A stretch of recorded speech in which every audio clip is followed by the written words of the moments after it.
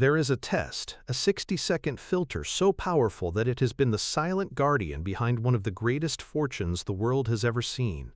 It's not a complex algorithm, it requires no supercomputer, and it doesn't involve deciphering cryptic patterns on a stock chart. It is a tool of profound, almost deceptive simplicity. It is a single piece of paper and a pen. Warren Buffett, the architect of this fortune, has a rule that is both a challenge and a promise. If you cannot write down the reason for buying a stock on a single piece of paper in a way that anyone can understand, you have no business owning it. This isn't just a quaint piece of advice, it is a weapon. It is the ultimate defense against the single greatest destroyer of wealth in the financial markets: complexity that hides stupidity. We are taught to believe that sophistication lies in complication, that the smartest people in the room are the ones using the longest words and the most intricate models. But in the world of investing where your hard-earned capital is on the line, that belief is a catastrophic liability. The market is a grand theater of narratives, a chaotic storm of news, tips, and emotions. Without an anchor, an investor is just a ship tossed in that storm, destined to be wrecked on the rocks of fear or greed. This 60-second test is that anchor. It forces you to cut through the noise, to silence the talking heads on television, to ignore the hot tip from your brother-in-law, and to confront the cold, hard logic of your own thinking. It transforms investing from a gamble into a disciplined intellectual exercise. It's the process that separates the professional capital allocator from the amateur speculator. Over the next hour, we are going to deconstruct this simple idea into a powerful, operational framework. We will not just talk about it. We will install it into your decision-making process. We will explore the deep psychological principles that make it so effective, the real-life crises where it created fortunes, and the exact blueprint you can use to apply it to your own stock picking, your own business decisions, and your own journey towards financial freedom. This is not about a single stock tip. It is about acquiring a mental tool that will fundamentally alter the quality of every financial decision you make for the rest of your life. It is the final promise of clarity in a world of confusion. Our journey begins with the foundational pillar upon which this entire philosophy rests: the mandate of radical simplicity. This isn't just about making things easy. It's about a relentless, almost brutal quest for the essential truth of a situation. It's the belief that the greatest financial opportunities are not found in the esoteric footnotes of a financial model, but in big, simple, and powerful ideas. There is no story that illustrates this better than one of the most audacious investments of Warren Buffett's early career, an event that would become known as the Great Salad Oil Scandal. The year was 1963. The world felt stable, but underneath the surface of American commerce, a spectacular fraud was brewing. The protagonist, or rather antagonist, of this story was a man named Anthony Tino DeAngelis. He was a master manipulator, a charismatic figure in the commodities market who had seemingly built an empire on a very mundane product: salad oil. His company, the Allied Crude Vegetable Oil Refining Corporation, was a major player. So major, in fact, that it was the single largest customer of American Express's burgeoning warehousing division. The arrangement was simple. Tino's company would store its vast vats of soybean and cottonseed oil in American Express's warehouses, and in return, American Express would issue warehouse receipts. These receipts were like gold. They were official documents certifying that a specific amount of oil existed, and they could be used as collateral for massive bank loans. Tino DeAngelis used these receipts to borrow staggering sums of money, funding a lavish lifestyle and speculative bets in the market. But Tino had a secret. A very big, very greasy secret. The vats weren't full of oil. Most of them were filled with seawater, with just a thin layer of salad oil floating on top to fool the inspectors. He had created a phantom empire, borrowing hundreds of millions of dollars against non-existent assets. In November of 1963, the House of Cards collapsed. When the fraud was discovered, panic erupted on Wall Street. The news was a bombshell. Tino's company was bankrupt. The banks that had loaned him money were facing catastrophic losses. And American Express, the blue-chip company whose name was synonymous with trust and integrity, was at the epicenter of the disaster. Its warehousing division had issued receipts for phantom oil. It was, everyone assumed, on the hook for the entire fraud, a sum estimated to be over $175 million, a figure that was larger than the entire net worth of American Express at the time. The market's reaction was swift and brutal. The stock, which had been trading at over $60 a share, was annihilated. It plunged by nearly 50%, falling to $35. The narrative was simple and terrifying. American Express was going to go bankrupt. The experts, the analysts, the entire financial media sang the same chorus of doom. The situation was complex, tangled in legal battles, insurance claims, and reputational ruin. This was the very definition of a chaotic, fear-drenched environment where the 99% of investors see only one option: sell. But Warren Buffett saw something else. While others were reacting to the complex narrative of legal liability and bankruptcy, Buffett engaged in an act of radical simplification. He asked a simple question. Forgetting the scandal for a moment, what is the actual underlying business of American Express? He knew the company wasn't just a warehouse operator. Its real business, its crown jewel, was its travelers' checks and credit card division. The question then became even simpler. Has this scandal permanently damaged the public's trust in those core products? While Wall Street was debating legal theory in their boardrooms, Buffett went to work. His research wasn't complex. He didn't build intricate financial models. He went to restaurants in his hometown of Omaha. He went to banks. He visited travel agencies. He talked to the people on the front lines. He would stand in line and observe customers. Were they still using American Express travelers' checks? Were merchants still happily accepting the American Express card? The answer he found, again and again, was a resounding yes. People might have heard about some strange scandal with salad oil, but it didn't change their perception of that little green card in their wallet. They trusted it. The brand, the real source of the company's value, was intact. He distilled the entire crisis down to a single, powerful idea. The market was pricing American Express as if its entire enterprise was worthless because of a failure in one non-essential division. But the core franchise, the powerful moat of consumer trust, was completely unharmed. His investment thesis, the one he could write on a single piece of paper, was this: the market is panicking about a temporary and survivable loss in a small part of the business, completely ignoring the enormous, ongoing profitability of the main credit card and traveler's check franchise. The company is not going bankrupt. It is a world-class business on sale for a ridiculous price due to a misunderstanding. Based on this simple, clarified insight, Buffett's partnership began buying the stock aggressively. He invested 40% of his partnership's assets, a colossal bet, into American Express. Within a few years, as the company settled the legal claims for a fraction of what the market feared and the core business continued to print money, the stock price soared. The investment became a cornerstone of his early fortune. The story is a masterclass in the power of simplicity.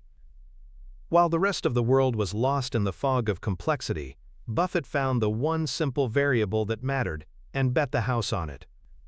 This brings us to the deep psychological reason why this approach is so powerful.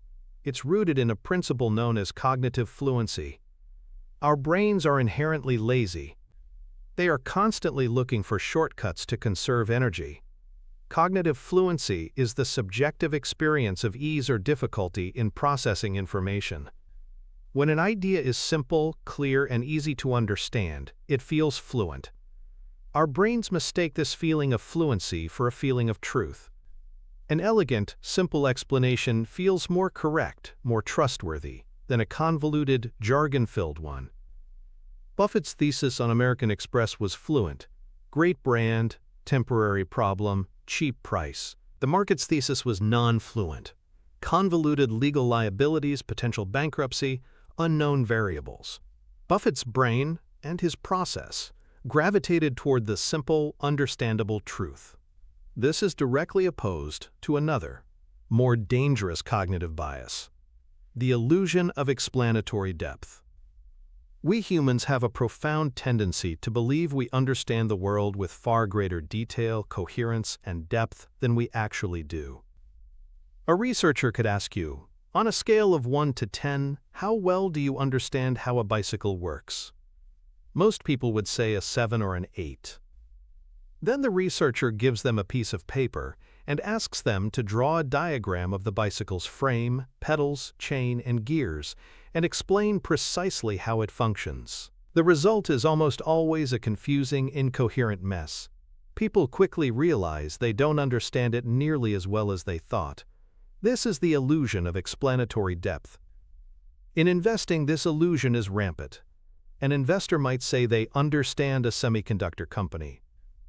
But if you ask them to explain the process of photolithography or the competitive dynamics of the foundry market, they'll quickly resort to vague generalities and buzzwords. The 60-second test, the act of writing the thesis down on paper, is the ultimate tool for shattering this illusion. It's the investor's equivalent of being asked to draw the bicycle. When you are forced to move the idea from the fuzzy, abstract space of your mind onto the concrete, unforgiving space of a piece of paper, the gaps in your understanding become glaringly obvious. You can no longer hide behind jargon. You can no longer rely on a vague feeling. The paper demands clarity. It demands logic. It exposes the illusion of your own expertise. So how do we translate this into a practical, repeatable process? We can adapt a powerful mental model from the world of physics, known as the Feynman technique, named after the brilliant Nobel laureate Richard Feynman.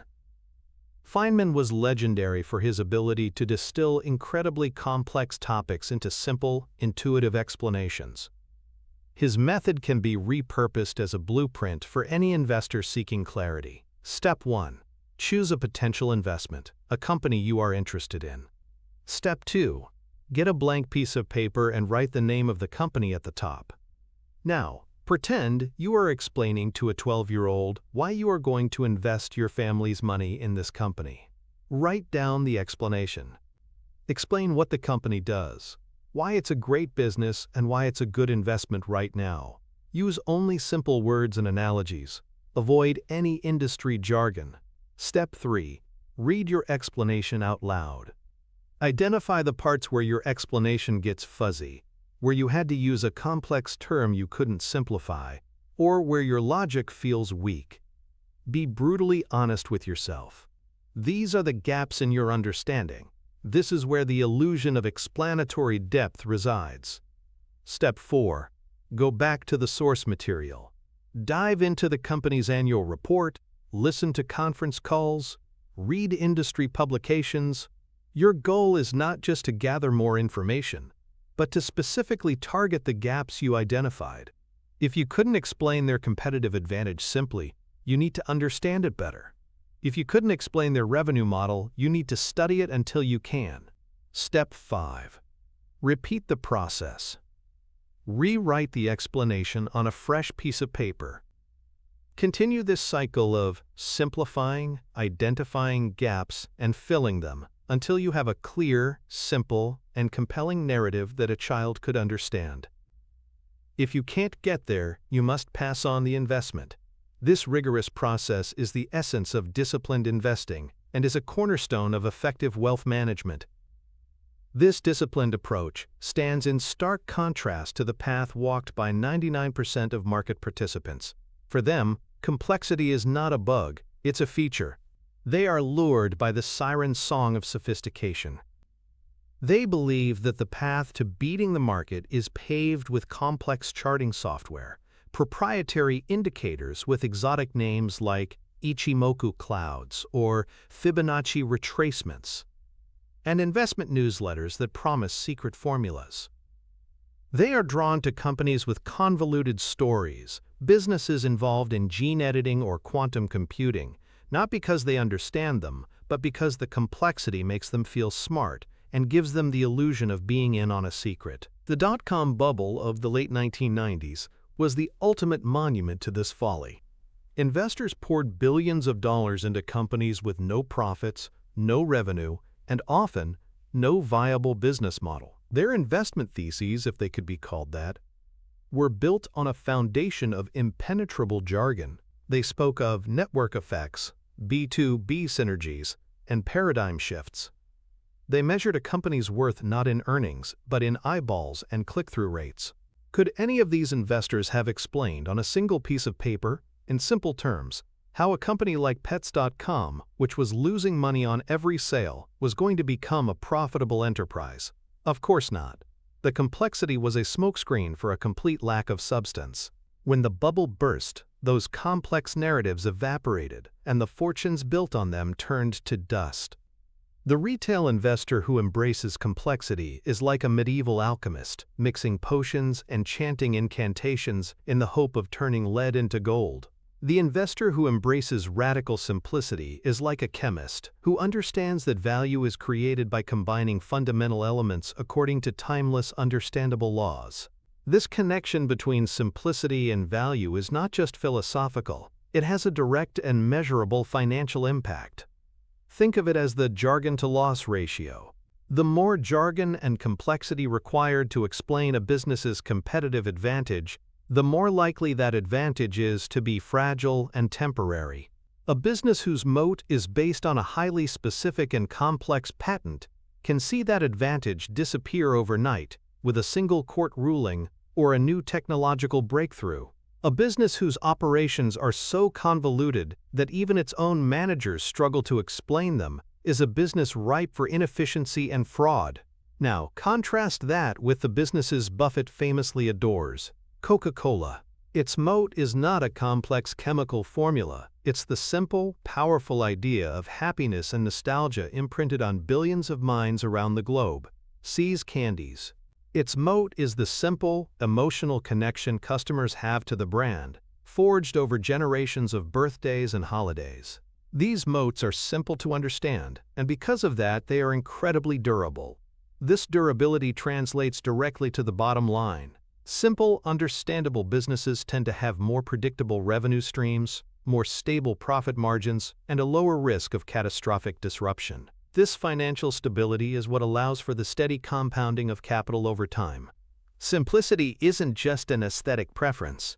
It is a key indicator of financial resilience. When you are assessing an investment, the clarity of its story is as important a metric as its price-to-earnings ratio. A simple thesis is the hallmark of a high-quality business, and a portfolio of high-quality businesses is the most reliable path to achieving significant long-term capital gains. Having established the supreme importance of simplicity, we must now dissect the machine itself. What, precisely, goes onto that single piece of paper? A truly bulletproof investment thesis is not a rambling essay or a collection of hopeful bullet points. It is a structured, logical argument with three distinct, non-negotiable components. It is an anatomy of reason. To understand this anatomy, we turn to another landmark investment in Buffett's career, his purchase of the Washington Post in 1973. The context was, once again, a period of intense fear and confusion. America was embroiled in the Watergate scandal. The Washington Post, through the courageous reporting of Bob Woodward and Carl Bernstein, was at the very center of the political firestorm that would ultimately bring down a president. While this made for heroic journalism, it was terrifying for investors. The Nixon administration was openly hostile to the newspaper. There was a palpable fear of political retribution, of challenges to the company's television broadcast licenses, which were its most profitable assets. The market hated uncertainty, and the Washington Post was the definition of uncertainty. On top of that, the overall stock market was in the midst of a brutal bear market. It was a perfect storm of negative sentiment. The company's stock was crushed. The entire enterprise, including the flagship newspaper, Newsweek magazine, and several highly profitable network-affiliated television stations, had a total market valuation of just $80 million. This is where Buffett, armed with his framework of clarity, went to work. He didn't focus on the political drama or the market panic. He focused on building a simple, logical, three-part investment thesis. The first part of his thesis was the value proposition. He asked, "What is this business and why is it great?" He knew that a newspaper in a major city with a dominant market position was like an unregulated toll bridge. Local businesses had to advertise in it to reach customers. It was a fantastic business model. But the real jewels were the television stations. In the 1970s, owning a major network television station in a big city was a literal license to print money. Buffett did a simple, back-of-the-envelope calculation. He looked at what similar television stations were selling for in private transactions. He conservatively estimated that the Post's television assets alone were worth at least $400 million. This was the core of his value proposition. This is not just a newspaper. It is a collection of phenomenal, cash-gushing media assets whose private market value is many times higher than its current stock market price. The second part of his thesis was the market mispricing. He had to answer the question, if it's so great, why is it on sale? The answer was clear and specific. The market was irrationally fixated on the short-term political risk of Watergate. It was terrified that the Nixon administration would use its regulatory power to harm the company. Furthermore, the overall bear market meant that investors were selling everything indiscriminately. He identified the source of the mispricing not as a fundamental problem with the business, but as a temporary and emotionally driven market panic. The third and final part of his thesis was the catalyst for realization. He needed to answer, what will cause the price to rise and reflect its true value? For Buffett, the catalyst was simply time and the enduring quality of the assets. He believed that the political storm would eventually pass. He also knew that the company was managed by the brilliant Katharine Graham, who was fiercely dedicated to protecting and growing its value. And finally, the company was actively buying back its own shares at these depressed prices, a powerful act that increased the value of the remaining shares. His catalyst was not a single event, but the inevitable triumph of business reality over short-term market sentiment. So the complete, one-page thesis was devastatingly simple. We can buy a collection of media assets worth over $400 million for just $80 million because the market is scared of a temporary political problem. The value will be realized as the political fears subside and the world-class management continues to allocate capital intelligently. This wasn't a gamble on a hot stock. It was a logical, structured argument. Buffett invested over $10 million, a huge sum for him at the time, and the investment would go on to multiply in value more than 100 times over the following decades, becoming one of the most successful investments in history. The psychological principle at play here is the human brain's vulnerability to the availability heuristic and anchoring bias.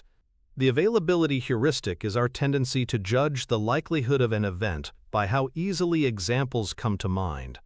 In 1973, the examples that came to mind for the Washington Post were all negative and dramatic: Watergate, Nixon, political threats. This recent, vivid information drowned out the more important but less dramatic information about the company's underlying business value. This leads directly to anchoring bias, where we rely too heavily on the first piece of information offered when making decisions. The market anchored its valuation of the Post to the negative news, pricing it for disaster. Buffett's three-part thesis is a deliberate system for debiasing your own mind. It forces you to ignore the easily available, noisy information, the market panic, and to re-anchor your analysis on the most important, fundamental information, the intrinsic value of the assets. It's a structured process for finding the signal in the noise. We can formalize this into a blueprint that anyone can use for their stock analysis, which we'll call the three-paragraph mandate. Every investment thesis you write must have these three sections. Paragraph 1. The value proposition. This is where you answer, what is this business and why is it great? You must describe, in simple language, what the company does. You must clearly identify its competitive advantage or moat. Is it a strong brand, a network effect, A low-cost production process. Who is the management, and are they skilled and trustworthy? Crucially, you must conclude this paragraph with a conservative estimate of the company's intrinsic value on a per-share basis. This is not a guess. It's a valuation derived from its assets and earning power. Paragraph 2. The market mispricing. Here you answer, why is it on sale? A great business is not a great investment unless you can buy it at a discount to its intrinsic value. You must identify a specific, rational reason for this discount. Is the market overreacting to a bad quarterly earnings report? Is the entire industry out of favor? Is there a temporary, solvable problem that has created fear? A vague statement like, "This stock is undervalued," is not acceptable. You need the specific why. This section defines your margin of safety. Paragraph 3. The catalyst for realization. In this final paragraph, you must answer, what will cause the market to recognize the value I see? The gap between the market price and your estimated intrinsic value needs a bridge. What will be the catalyst that closes that gap? Will it be a new product launch, a cyclical recovery in the industry, a change in management, or the company initiating share buybacks? This provides a rough timeline and a way to track whether your thesis is playing out. This 3-paragraph mandate transforms stock picking from a haphazard activity into a professional discipline. It is a repeatable process for making high-quality decisions, a fundamental requirement for anyone serious about achieving financial freedom. This structured thinking is the polar opposite of the approach taken by the 99% of investors who practice what can only be called hope as a strategy. Their thesis is not a thesis at all. It's a collection of emotionally charged hopes and flimsy justifications.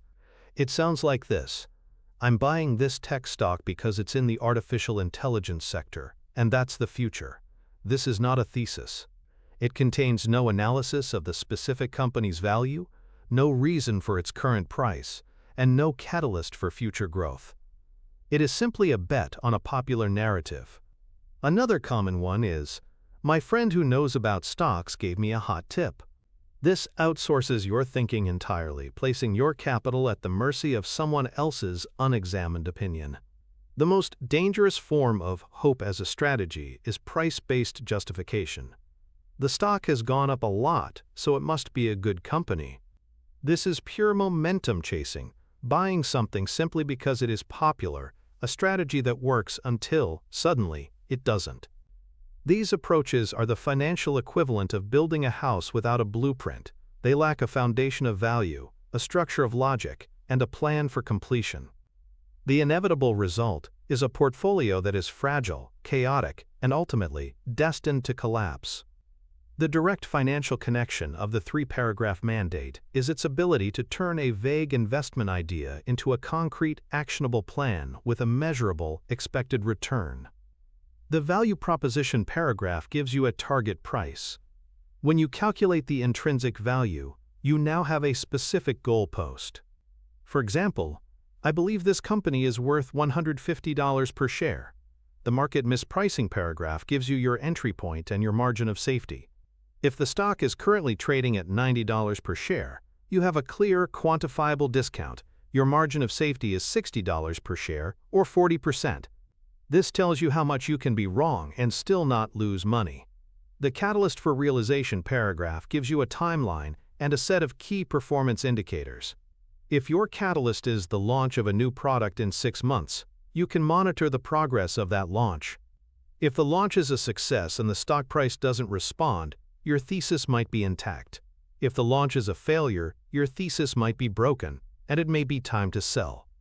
This transforms you from a passive passenger to an active manager of your own capital. It creates a professional framework for risk management and capital allocation. This is the difference between gambling and investing. A gambler throws the dice and hopes for the best. An investor analyzes the probabilities, makes a calculated bet when the odds are heavily in their favor, and manages the position according to a clear plan. The 3-paragraph thesis is the plan. The ability to write a simple, logical thesis is not just a matter of writing skill. It is a direct consequence of another, even more fundamental Buffett principle, the circle of competence. This concept is the invisible fence that protects a disciplined investor from the most dangerous temptations in the market. It is the understanding that your long-term results will be determined not by the number of things you know, but by how realistically you define the boundaries of what you don't know. To truly appreciate the power of this idea, we must travel to the late 1990s.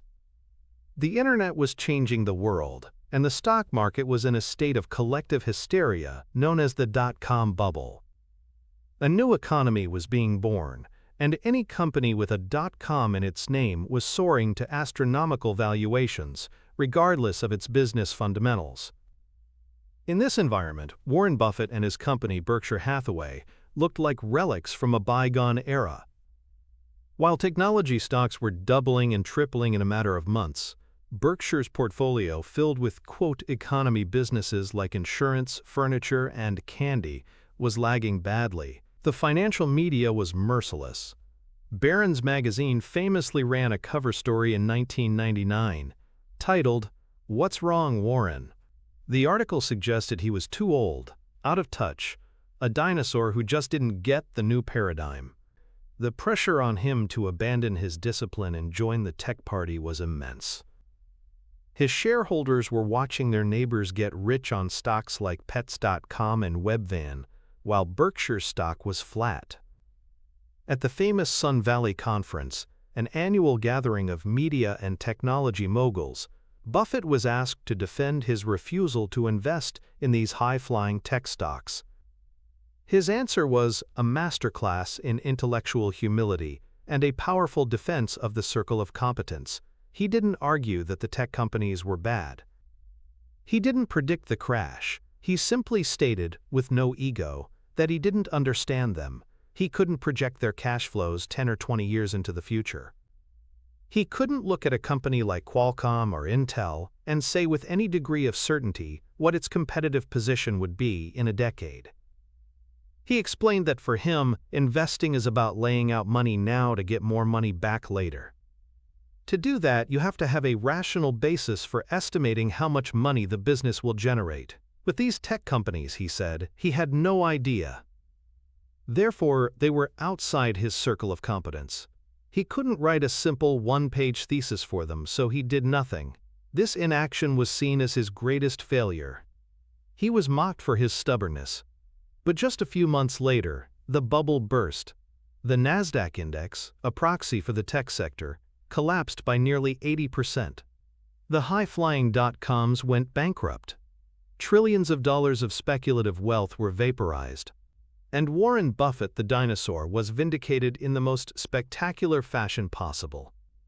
His discipline, his refusal to stray outside the boundaries of his own understanding, had preserved his investors' capital, while the rest of the world was immolated in the fires of speculation. The psychological trap that Buffett so expertly avoided is a potent combination of two biases, the Dunning-Kruger effect and FOMO, the fear of missing out. The Dunning-Kruger effect is a cognitive bias in which people with low ability at a task overestimate their own ability. Essentially, they are too incompetent to recognize their own incompetence. In investing, this is a deadly affliction. A novice investor, after reading a few articles and watching a few videos about a hot sector like biotechnology, can quickly begin to believe they are qualified to pick winning biotech stocks, despite having no understanding of clinical trials, FDA regulations, or molecular biology.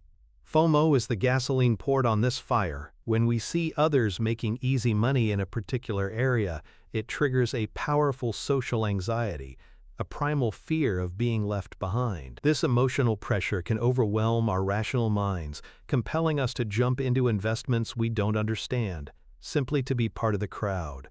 The circle of competence, enforced by the one-page thesis test, is the ultimate antidote to this toxic combination. The test acts as a Dunning-Kruger detector. If you sit down and try to write a simple, logical thesis about a biotech company and find that you can't, It is a clear, objective signal that you are operating outside your competence. It forces you to confront your own ignorance. This act of self-awareness short-circuits FOMO. The fear of missing out is replaced by a more rational fear of losing money in a game you don't understand. To make this concept practical, you can engage in a powerful exercise, mapping your personal island of knowledge.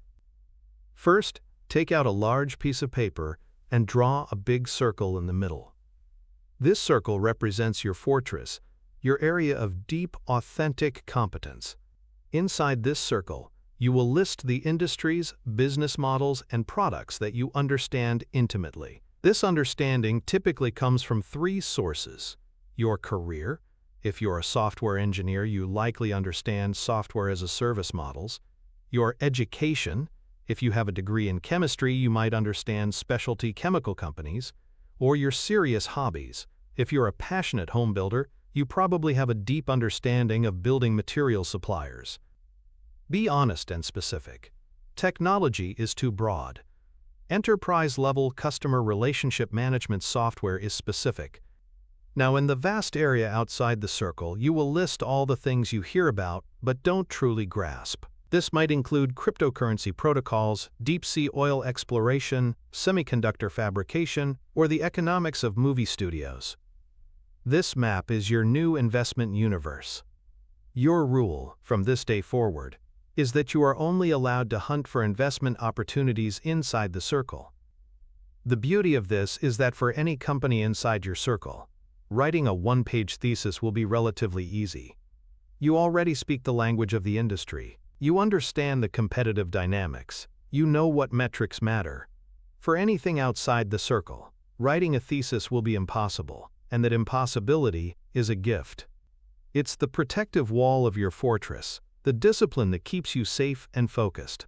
This is the core of real risk management. This disciplined focus stands in direct opposition to the path of the 99%, which is characterized by the competence mirage. This is the investor who chases every shiny new object. 1 month, they are an expert on cannabis stocks because legalization is trending. They buy at the peak of the hype. The next month, they've sold their cannabis stocks at a loss and are now an expert on rare earth minerals because of a news story about electric vehicles. They jump from trend to trend, their portfolio a chaotic graveyard of yesterday's hot stories. Their research consists of skimming headlines and watching hyper-enthusiastic videos from self-proclaimed gurus. They mistake this shallow information consumption for genuine competence. They have no anchor, no deep knowledge base. They are intellectual tourists in the world of business, and like most tourists, they end up overpaying for everything and leaving with nothing but a few cheap souvenirs and a lot of regret. This is not a strategy for portfolio growth, it is a recipe for churning your account and making your broker rich. The direct financial connection of staying within your circle of competence is the concept of earning a, quote, specialist's premium. In any field, specialists earn more than generalists. The same is true in investing. When you operate exclusively within your circle of competence, you are a specialist. You possess an informational and analytical edge over the majority of market participants, including many professional Wall Street analysts who are forced to be generalists covering dozens of industries. You understand the nuances that they miss. You can read an industry trade publication and grasp the significance of a small change that a generalist would overlook. You can tell when a CEO is speaking with genuine insight versus when they are spouting generic corporate platitudes. This edge, however small, is the source of all market-beating returns, or alpha. It allows you to more accurately estimate a company's intrinsic value and, crucially, to identify when the market price has deviated from that value for reasons you understand. By staying within your circle, you are not just playing a game. You are playing your game on your home field, with rules that you understand better than your opponent. Over a lifetime, this specialist's advantage compounds into a massive financial advantage. It's the difference between being a weekend poker player hoping for lucky cards and a professional who knows the odds inside and out and only bets when they are overwhelmingly in their favor. That is how you consistently achieve superior capital gains and beat the market over the long run. The act of writing an investment thesis is more than just an intellectual exercise, it is a profound act of emotional regulation. It serves as a powerful circuit breaker, a pre-planned defense against the two emotions that are the arch-nemeses of every investor, greed and fear. This framework creates a firewall between your rational mind and the impulsive, primal parts of your brain that are so easily hijacked by market volatility. To understand this, let's look at an investment that marked a critical evolution in Buffett's own thinking, the purchase of See's Candies in 1972. Before See's, Buffett was primarily a cigar butt investor, following the quantitative-heavy teachings of his mentor Benjamin Graham. He looked for statistically cheap companies, often mediocre businesses, trading at a fraction of their liquidation value. See's Candies was different. It was not statistically cheap. It was a wonderful, high-quality business, and the sellers knew it. They were asking for a price of $25 million, which was well above the company's book value. The younger Buffett, the cigar butt investor, was hesitant. The price felt high. This is where his partner, Charlie Munger, played a crucial role. Munger argued that it was better to pay a fair price for a wonderful business than a wonderful price for a fair business. The decision-making process that followed was not an emotional one. It was a disciplined exercise in writing out the thesis. They had to logically justify the higher price tag. Their thesis would have looked something like this. The value proposition was not in the tangible assets of factories and stores. The true value was in the intangible asset of the brand. See's Candies had an incredibly powerful moat built on customer loyalty and nostalgia. For generations of customers on the West Coast, the See's Candies box was synonymous with holidays, birthdays, and gestures of affection. This powerful brand gave the company tremendous pricing power. They could raise prices year after year to cover inflation and then some, and their customers would happily pay it because the emotional connection to the product was so strong. Furthermore, the business required very little new capital to grow. It was a cash-generating machine. The mispricing was not a statistical one but a qualitative one. The market, and even Buffett himself initially, was undervaluing the economic power of a great brand. They were looking at the balance sheet and missing the real asset, which lived in the minds of millions of customers. The catalyst was simply the continuation of this dynamic. The company would continue to raise prices, generate enormous amounts of cash, and that cash could then be redeployed into other attractive investments. The act of writing this thesis down, of articulating the logic behind paying a premium price for quality, was what allowed them to overcome the emotional hurdle of deviating from the old cigar butt formula. It was a cool, rational decision, not an emotional one. This disciplined process prevented them from making a huge mistake of omission by passing on a truly exceptional business. The psychological principles that this process neutralizes are among the most powerful and destructive in behavioral finance. The first is loss aversion. Decades of research have shown that for the human brain, the pain of a loss is roughly twice as powerful as the pleasure of an equivalent gain. Losing $100 feels twice as bad as finding $100 feels good. This asymmetry makes us profoundly risk-averse in a falling market. When a stock we own goes down, the pain of that loss can become so overwhelming that our only impulse is to sell, to make the pain stop, even if it's the worst possible time to do so. The second principle is the affect heuristic. This is a mental shortcut where we make decisions based heavily on our current emotional state. If the market is crashing and the news is filled with doom and gloom, our emotional state is one of fear. The affect heuristic dictates that we will therefore make fearful decisions, like selling everything and going to cash at the market bottom. Conversely, when the market is soaring and everyone is euphoric, our emotional state is one of greed. We will then make greedy decisions like buying speculative stocks at the peak of a bubble. Your written investment thesis is a pre-commitment to logic. It is a document created by your rational self in a time of calm. When the inevitable storm of market volatility arrives and your emotional brain starts screaming, "Sell!" you can pull out that piece of paper. It serves as a stark reminder of your original, unemotional reasoning. It reminds you that you bought the company because of its durable competitive advantage and its attractive valuation, not because you hoped the price would go up tomorrow. Reading your own logical words acts as a powerful antidote to the poison of panic. It breaks the circuit of the affect heuristic and allows your rational mind to regain control. To supercharge this emotional defense system, you can implement a powerful mental model used by elite decision-makers called the investment pre-mortem. Here's how it works. After you've completed your one-page thesis, but before you invest a single dollar, you engage in a prospective hindsight exercise. You imagine that it is 1 year in the future, and your investment has failed catastrophically. The stock is down 50% or more. Now you must write the story of that failure. What happened? Be specific. Was your analysis of the company's moat wrong?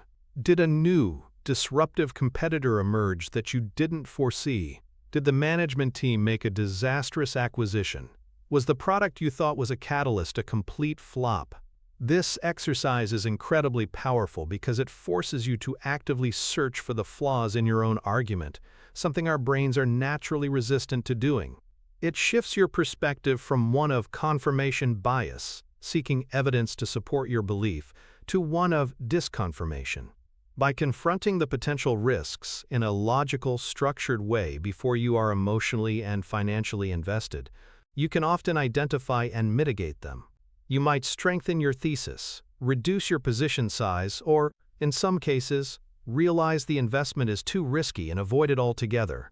This is advanced risk management for any serious entrepreneur or investor. This deliberate, logical approach is the antithesis of how the 99% experience the market. For the emotional investor, the market is not a place to allocate capital. It is a giant casino. Their emotional state is directly tied to the daily fluctuations of the stock ticker. A green day is a shot of dopamine, a feeling of genius. A red day is a wave of anxiety, a feeling of dread. Their decisions are not driven by a thesis but by the raw, unfiltered emotions of greed and fear. They buy when the price chart goes vertical because of FOMO. They sell when the price chart goes down because of panic. They are perpetually buying high and selling low, the exact opposite of the fundamental formula for investment success. Their portfolio is not a reflection of a coherent strategy, but a chaotic record of their emotional impulses. This behavioral flaw has a direct, quantifiable financial cost. The field of behavioral finance has extensively studied this, and the results are staggering. Each year, a company called Dalbar publishes a report called the Quantitative Analysis of Investor Behavior. For decades, this report has shown the same thing. The average retail investor's returns are significantly, sometimes shockingly, lower than the returns of the market indexes themselves. For example, over a 20-year period, the S&P 500 might return an average of 8% per year, while the average equity fund investor might only earn 4% per year. This gap isn't because they are bad stock pickers, it's because they are bad owners of stocks. They let their emotions drive their buying and selling decisions, consistently bailing out at the bottom and piling in at the top. This behavior gap is the single biggest destroyer of wealth for individual investors. The written thesis and the pre-mortem are tools designed specifically to close this gap. The financial benefit they provide is not just in helping you select better assets, but in helping you to behave better. This improved behavior, this ability to remain rational when others are panicking, is its own form of alpha, or market-beating return. By mastering your emotions, you are directly adding percentage points to your long-term capital gains. It is perhaps the most valuable and most overlooked source of wealth creation available to any investor. We arrive now at the final and most profound pillar of this philosophy, the compounding power of clarified thought. This is where we zoom out from the level of a single investment decision and look at the cumulative effect of this discipline applied over an entire lifetime. This habit of demanding clarity, of forcing your ideas into a logical written structure, doesn't just improve your stock picking. It fundamentally reshapes your mind, turning it into a compounding machine for good decisions, not just in your portfolio, but in every aspect of your life and business. The ultimate case study for this is not a single investment, but the entire history of Berkshire Hathaway itself. The company is a monument to the power of clarified thinking, applied relentlessly over 6 decades.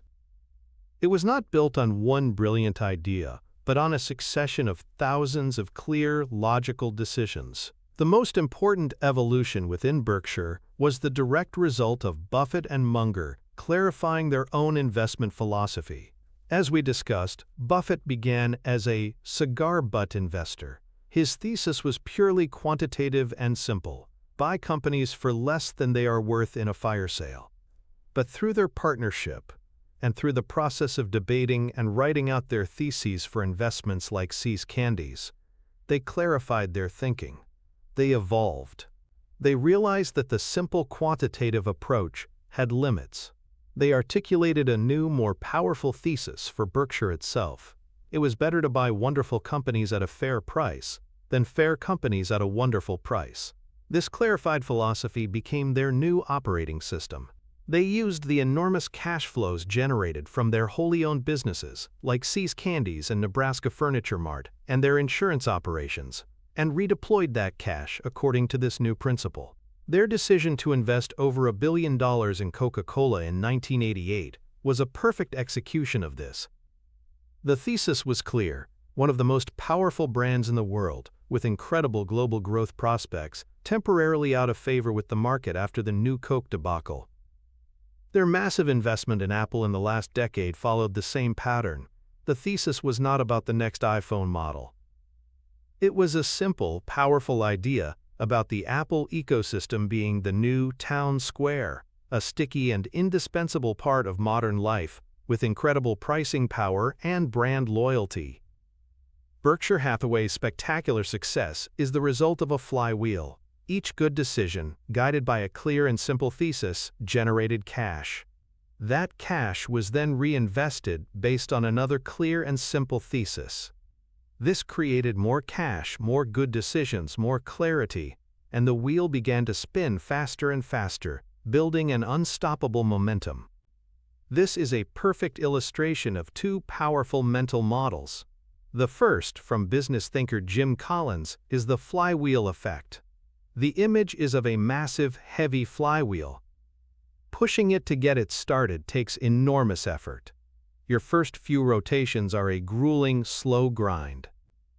But if you keep pushing with consistent, disciplined effort in the same direction, the flywheel begins to build momentum. Eventually, it starts to spin on its own weight driving it forward with incredible force. Each individual investment thesis is a single, disciplined push on that flywheel.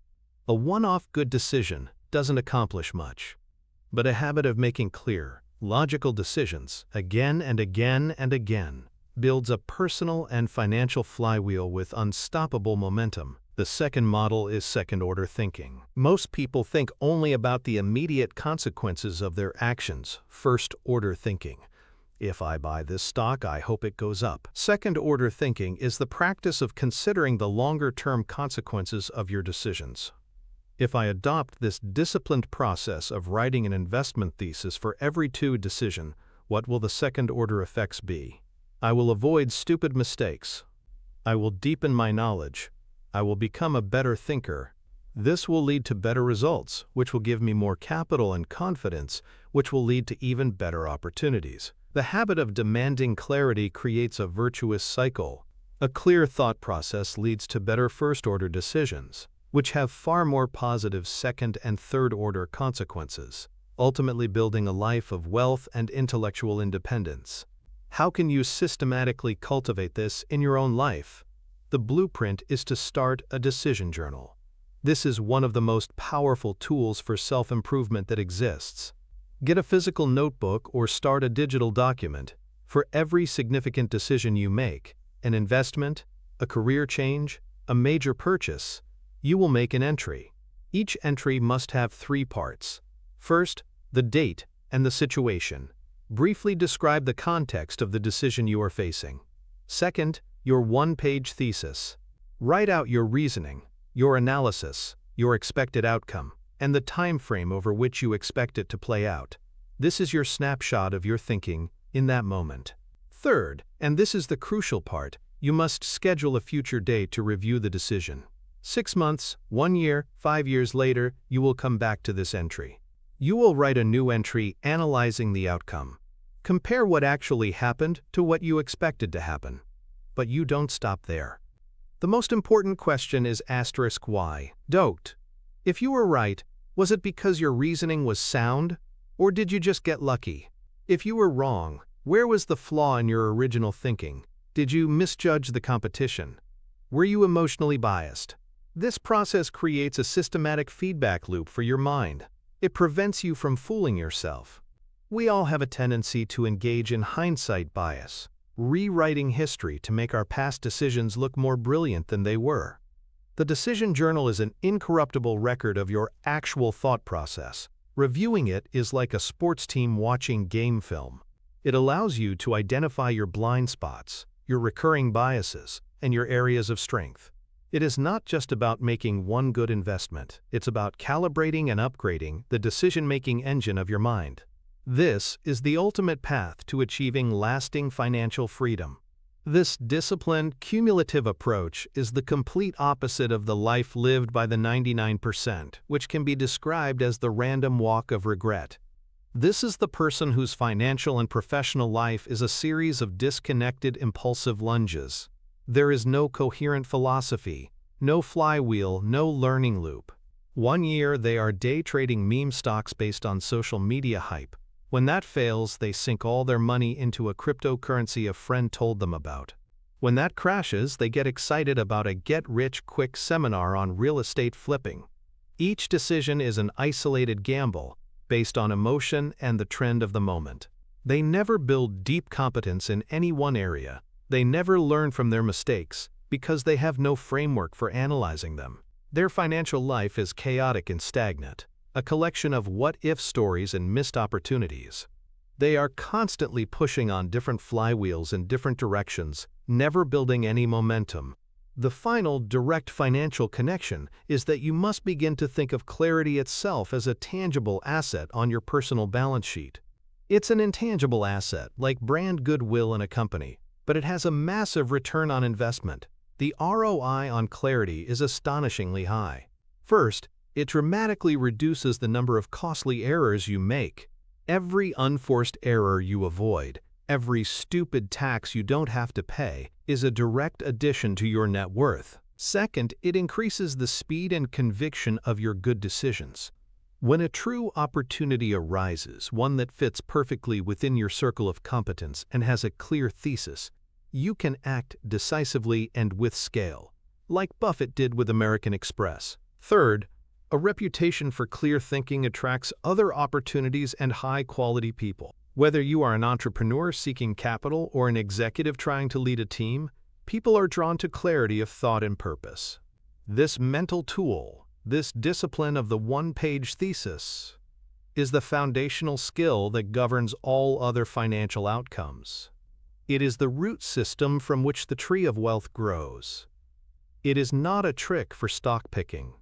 It is a philosophy for life, a commitment to reason over impulse, to clarity over confusion, to the compounding power of a well-ordered mind.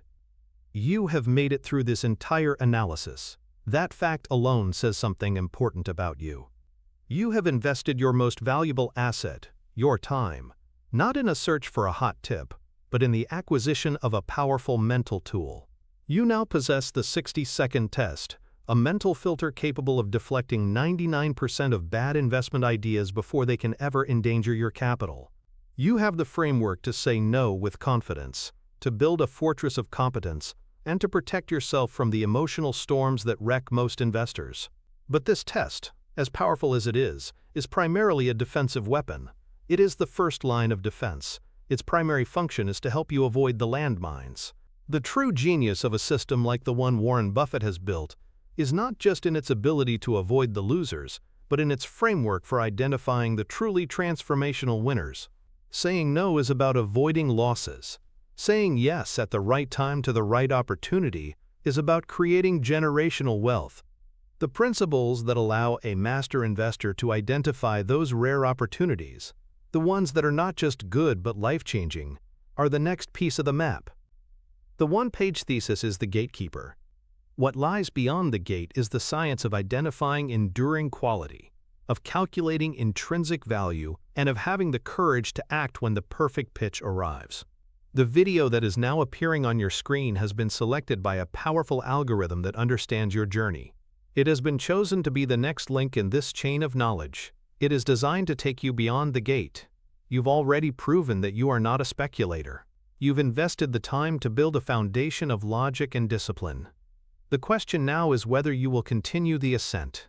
Will you add the next layer to your mental arsenal? The choice to click is not a choice to watch another video. It is a choice to continue your transformation from an amateur into a true capital allocator. It is a declaration that you are serious about this journey. Click and continue to build the fortress.